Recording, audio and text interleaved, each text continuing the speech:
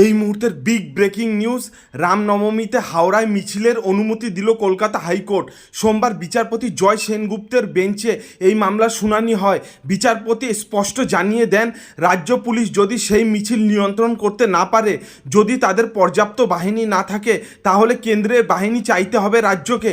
বিচারপতি বলেন, 200 লোকের শোভাযাত্রা যদি পুলিশ সামাল দিতে না পারে, তাহলে কিছু বলার নেই। কেন্দ্রীয় বাহিনী দিয়ে ভিড় সামাল দেওয়ার নির্দেশ দিতে হবে।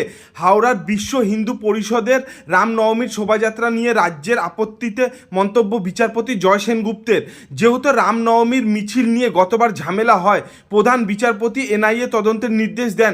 সেটাকে হাতিয়ার করেই এদিন রাজ্য সরকার শোভাযাত্রার রুট বদলের আবেদন জানান।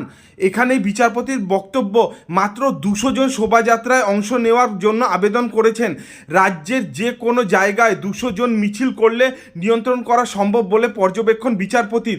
তিনি জানান, দরকার হলে রাজ্য মিছিল নিয়ন্ত্রণ করার জন্য বাহিনী চাইতে পারবে কেন্দ্রের থেকে। শোভাযাত্রার 24 ঘন্টা আগে তা চাইতে হবে বলেও জানিয়ে দিয়েছে আদালত। বাহিনী চাওয়া আবেদন নোডাল অফিসার আইজি সিআরপিএফকেও দিতে হবে।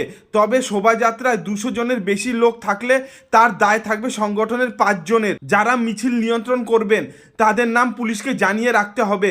একই সঙ্গে বলা হয়েছে, কোনো অস্ত্র ব্যবহার করা যাবে না।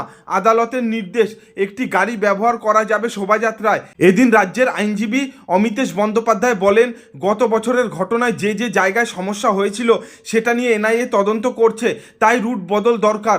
11 জনকে গ্রেপ্তার করেছে এনআইএ। এরপরে বিচারপতি প্রশ্ন করেন, এত কম সংখ্যক লোক নিয়ন্ত্রণ করার মতো ফোর্স নেই রাজ্যের?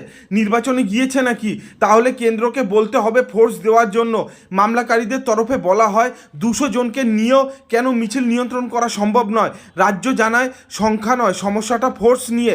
তারপরই আদালত বলে, প্রয়োজনে কেন্দ্রীয় বাহিনী চাইবে রাজ্য।